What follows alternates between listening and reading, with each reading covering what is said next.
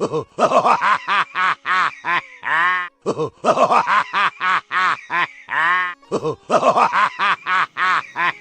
ये असंतुष्ट सत्ता में आकर संतुष्ट हो जाते हैं। इनकी जगह नए असंतुष्ट आकर जनता की हालत पर रोने लगते हैं। ये अपनी जेब में चार चार रुमाल लगते हैं आंसू पहुंचने के लिए।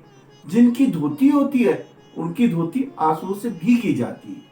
हम तो पहले जैसे ही हैं, वही कर रहे हैं, भूख से मर रहे हैं और चुप रहते हैं, महंगाई बर्दाश्त कर रहे हैं, बेखट के बच्चे पैदा कर रहे हैं, अश्लील फिल्में देख रहे हैं, कच्ची दारू उतारते हैं और पी के मरते हैं, हरिजनों को जिंदा जलाते हैं, कृष्णार्पण करके घूस लेते हैं, सस्पेंड होने पे गृह शांति करवाते हैं।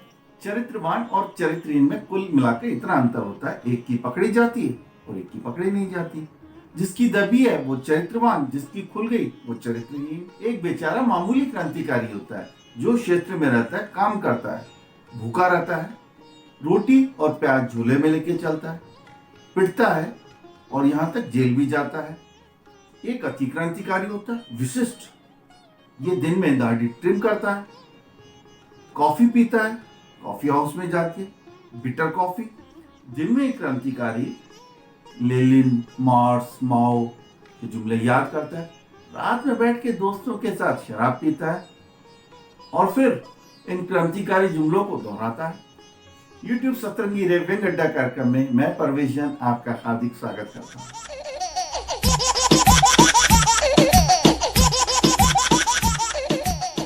दो बच्चे भी हो गए। इस कार्य के लिए किसी डिग्री या प्रमाण पत्र की जरूरत थोड़ी ना होती है। तभी तो भारत दुनिया में इस कार्य में दूसरे नंबर पे। इंशाअल्लाह आगे आने वाले समय में हम इसके सिरमौर बन जाएं। फ्री के मोबाइल और इंटरनेट ने तो मटिया मेट कर रखा है। अब किसी के सर पे दो जूते क्या मारे, तुरंत प्रसारित। अब इनके मोबाइल रूपी तरकश में कितने बाण भरे पड़े कोई नहीं जानता। हर मोबाइल में कैमरा और कैमरे में छपी नहीं, तुरंत प्रसारित। अब ये पढ़ लिख गए तो एक तो करेला वो भी नींद चढ़ा। व्यंग अड्डा कार्यक्रम में आज हमारी मेहमान है डॉक्टर रश्मि चौधरी।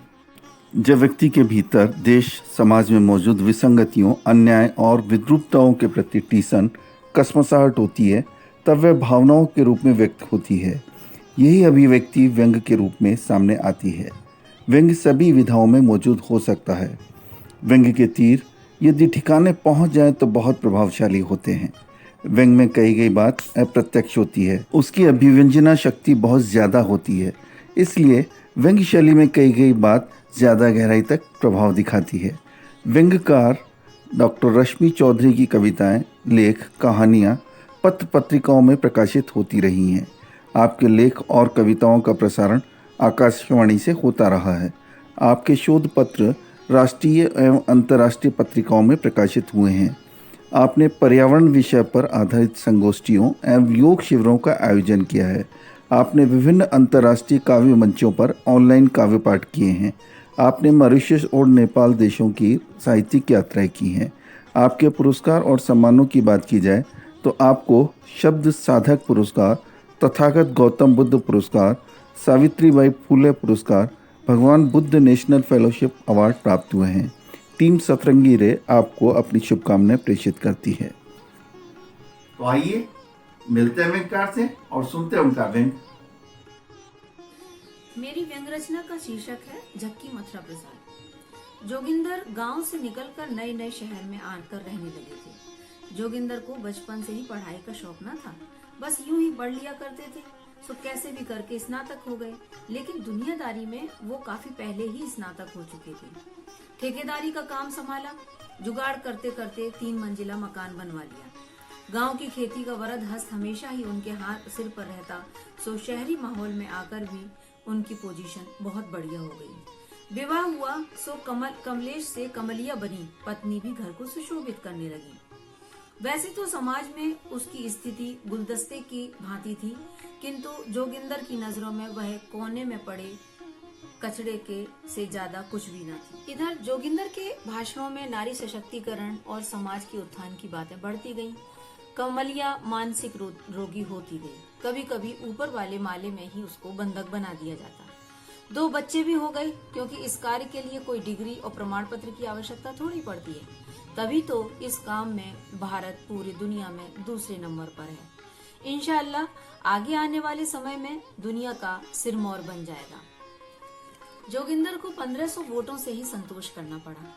कलेजे पर हाथ रख के वो सोच रहे थे कि एमएलए बनना इतनी बड़ी बात तो नहीं है, कि साली जनता भी अब सयानी हो गई है, सबकी रग रग जानती है और मन ही मन मंसूबे भी अच्छे बना लेती है।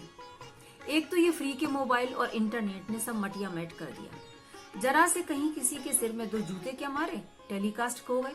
अब सोचो जरा, इनके मोबाइल रूपी तरकश में पता नहीं कितने बाण भरे पड़े हैं। फेसबुक, व्हाट्सएप, ट्विटर, इंस्टाग्राम और ना जाने क्या क्या। हर मोबाइल में कैमरे में छपी नहीं तस्वीर तुरंत प्रसारित। यदि ये पढ़ लिख गए तो समझो करेला था वो भी नीम चढ़ गया। जोगिंदर को शॉर्टकट मारने का बड़ा शौक था। ये छोटे छोटे कट लगाकर ही, जैसे कि उसके चेहरे पर भी लगे हुए थे, वह बीए कर पाया। और उसका बस चले तो शॉर्टकट मार के चांद को भी तोड़कर अपने घर पर लटका ले। एक तो अल्पसंख्यक वोटरों की संख्या बढ़ जाएगी और घर में भी 4 चांद लग जाएंगे। उसका वश चले तो अभी मुख्यमंत्री के पैर, यानी कि मुख्यमंत्री की कुर्सी के पैर तोड़कर चांद सितारे वाली कुर्सी बनाता, वो भी वन विभाग की लकड़ी की जुगाड़ करके।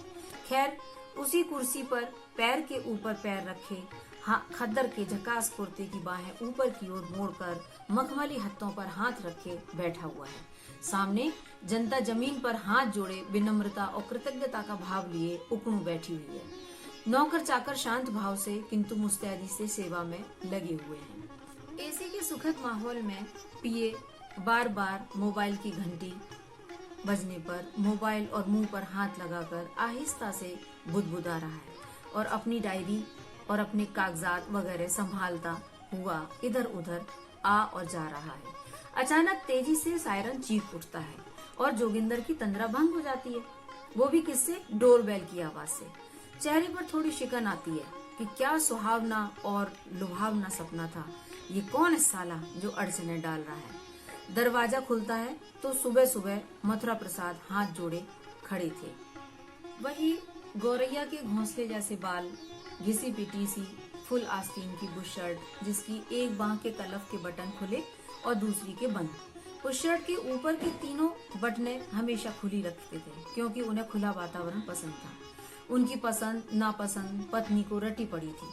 सभी के लिए घर के दरवाजे खुले, रसोई और दिल के दरवाजे हमेशा खुले रहते, चाहे वो स्त्री हो या पुरुष, बूढ़ा हो या जवान, नौकर हो या मालिक। नीचे पैंट और उस पैंट को संभालती सन 57 की लेदर की बेल्ट जिसमें 5 या 6 की जगह अब 72 छेद हो गए थे। जो बेचारी खाल थी वो भी सालों साल झेलने के बाद अलविदा कह दिया था।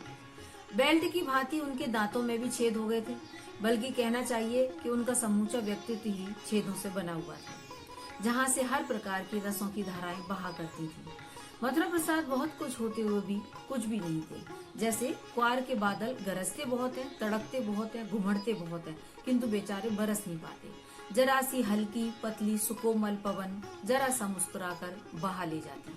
वैसे तो मथुरा प्रसाद ने भी गांव के मदमस्त निर्बाध ढके किंतु बहुत ज्यादा खुले माहौल में अपना बचपन बिताया था। इसके बाद सालों साल महानगर को सुशोभित करते रहे। पैदा होते ही बाप से धार गए। विधवा माँ ने ही अपने सौतेले और सगे बेटे बेटियों के साथ पालन पोषण किया। बचपन में इनका नाम कोमल प्रसाद था, किंतु वृंदावन की तीर्थ यात्रा के दौरान ये खो गए और एक हलवाई के यहाँ लगभग हफ्ते भर रहे और जमकर पेड़े खाए। बस वहीं से इनका नाम पड़ गया मथुरा प्रसाद। फिर मीठा खाने की आदत तो समझो लत में तब्दील हो गई। अब मुंह नामक महल में दांतों के नाम पर कुछ खंडर ही शेष हैं। पेशे से ये है तो वकील, लेकिन तर्क और तार्किक बुद्धि से इनको कोई लेना देना नहीं। यदि कोई मोटे से पेड़ को सुंदर कमनी स्त्री कहे या कहे पूस को बसंत, तो ये बिना किसी सोच विचार के स्वतंत्र और महानता का परिचय देते हुए नतमस्तक होकर हाथ जोड़कर मान लेती। साथ के वकील ही क्या, जज भी कई बार इन्हें झाड़ चुके हैं। घोंसले नुमा बालों के नीचे कोमल दिमाग की जगह झाड़ झंकार अब ज्यादा उगे हुए थे और तो और एक जज पर ही केस लगाने की लगाने को तुले हुए थे। पहली बार हुआ जो पत्नी के समझाए समझ गए। पत्नी क्या, जीती जागती अच्छी खासी पढ़ी लिखी कठपुतली मात्र थी। अपने भाग्य और कर्म को कोसते कोसते जवानी में ही बुढ़ापे को झेल रही थी। समझदार होते हुए भी उस दिन का इंतजार कर रही थी जब वह पति परमेश्वर को समझ सकेगी। विवाह के वर्षों बाद उसकी समझ में आया कि विवाह एक ऐसा गठबंधन है जिसमें अलग अलग दो विचारधाराओं के पानी को एक ही सकरी नाली से, और वो भी निस्वार्थ भाव से बहाया जाता है। जोगिंदर के घर पर जोगिंदर और मथुरा प्रसाद सोफे पर बैठे हैं, अगल बगल किंतु मन में दूरियां लिए हुए। यार मथुरा, तुम हमें नेक भी समझा देते कि छोड़ो इन चुनाव फुनाव को और अपना धंधा चमकाओ तो कितना सही रहता, लेकिन नहीं, तुम्हें तो मुझे चुनाव लड़ाने की पड़ी हुई थी और निपटा दिए ना 30-40 लाख से। अब हम भी पगला गए थे जो तुम्हारी बातों में आ गए। झल्लाते हुए जोगिंदर ने मथुरा से कहा। मथुरा ने हौसले सहित अपनी खोपड़ी ऊपर उठाई और नजरें मिलाई। कहा, जोगिंदर, हम मान रहे हैं थोड़ी गलतियां हुई हैं, लेकिन तुम मन छोटा मत करो। अब की बार 1-1.5 साल में ही लोकसभा है, उसके लिए हम सब जी जान लगा देंगे। और सुनो, कुमारपुरा के गांव की तरफ तो हमारी अच्छी पकड़ है, खींच खांच करके हम कर ही लेंगे। एक आंख मारते हुए अच्छी सेटिंग कर ली है, सारे वोट अपने ही समझो। इन लोगों को क्या, पौवा और नोट समझो, सारे वोट अपने। घर आकर जोगिंदर को झाड़ पर चढ़ाने वाले मथुरा प्रसाद बड़े चैन की नींद सो रहे थे, जैसे इसी मंजर का इंतजार था उन्हें। जोगिंदर जो पहली बार चुनाव लड़ रहे थे, बेचारे के 20-30 लाख रुपया तो यूं ही पानी की तरह बर्बाद हो गया। वैसे जोगिंदर की जीत का कयास लगाने वाले मथुरा प्रसाद ने भी बहुत अरमान सजा रखे थे कि कुछ नहीं तो विधानसभा में ऊंचे पदों पर आसीन लोगों पर थोड़ी बहुत तो पकड़ बनी जाएगी, चंदा वसूलने में भी आसानी होगी। मथुरा प्रसाद उस जमीन के सजाती बंधुओं से उम्मीद लगाए हुए थे जिनकी मिट्टी में ही दोगलापन था। जानते तो मथुरा प्रसाद भी थे कि जोगिंदर हारेगा, लेकिन फिर भी सब्जबाग दिखाते रहे। मथुरा प्रसाद अब सोच रहे हैं कि जोगिंदर के प्रतिद्वंदी कमलेश्वर जो भारी बहुमत से जीता था, उसी से दुआ सलाम कर ली जाए। कहीं किसी को फंसाना पड़े तो काम आएगा, नहीं तो चंदा तो उगाही हो ही जाएगी। अभी भी मथुरा प्रसाद के दिल को ठंडक नहीं मिली थी, जो जोगिंदर को लोकसभा की तैयारी की सलाह दे आए थे कि चढ़ जा बेटा सूली पर, भला करेगा राम। अब जोगिंदर हार गया तो किसी ना किसी का तो जलूस निकालना ही था। मथुरा प्रसाद ने कमलेश्वर जो 10,000 वोटों से जीता था, उसके सम्मान की उनको धुन सवार हो गई, क्योंकि वो धुन के पक्के थे। जोगिंदर की हार की खबर पत्नी को सुनाकर मथुरा प्रसाद खर्राटों के साथ गहरी नींद सो रहे थे, जैसे कि नगाड़े बज रहे हों। अगली सुबह घुटना चढ़ाए, नाड़ा लटकाए मथुरा प्रसाद बेपरवाही से जांग पर ताल मारते हुए आंगन में यहाँ से वहां टहल रहे थे। जिन गांव वासियों ने 15-20 दिनों तक जोगिंदर के कार्यालय का खाना खाया, ऐश उड़ाई, उन्हीं ने दूसरों को वोट दिया। जोगिंदर अब झेप मिटाने के लिए हारे हुए उन धुरंधरों से के नाम गिना रहे हैं। मथुरा प्रसाद सोच रहे हैं कि अब की बार जोगिंदर ना सही तो कोई और सही। अभी आपने सुना डॉक्टर रश्मि चौधरी को झक्की मथुरा प्रसाद, उनकी रचना। आपकी रचना कैसी लगी हमें अवश्य बताइए, कमेंट बॉक्स में आके अपना कमेंट करिए। और अगर आप भी व्यंगकार हैं या व्यंग आप लिखते हैं तो स्क्रीन पर दिए नंबर पर अपना व्यंग वीडियो भेजिए, हम अवश्य उसे अपने कार्यक्रम में सम्मिलित करेंगे। आपसे निवेदन है, हमारे चैनल को सब्सक्राइब कीजिए यदि अभी तक आपने सब्सक्राइब नहीं किया, लाइक और शेयर भी करिए। मैं आपसे फिर मिलूंगा किसी नए व्यंग्यकार के साथ में, तब तक के लिए नमस्कार।